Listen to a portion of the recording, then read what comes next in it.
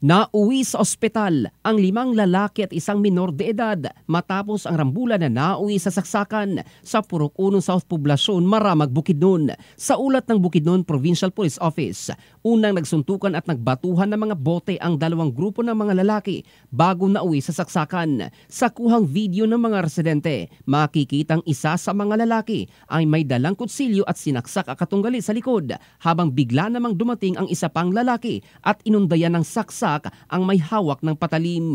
Wala namang nagawa ang mga tao sa paligid dahil armado ang mga ito ng kutsilyo at sa takot na rin na madamay. Sa naturang insidente, isang babaeng minor de edad ang sugatan matapos siyang suntukin sa dibdib ng grupo ni alias Melvin.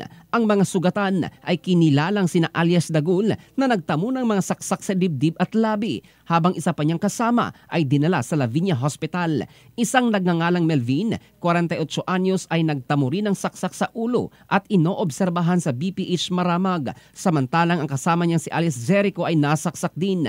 Isa pang lalaki ang nasaksak ng 5 beses sa likod na siyang nakuhanan ng video. Ayon sa barangay officials at mga investigador ng Maramag Municipal Police Station, 6 sa magkabilang panig ang isinugod sa ospital at isa sa kanila ang kritikal matapos tamaan ng kutsilyo ang kanyang baga.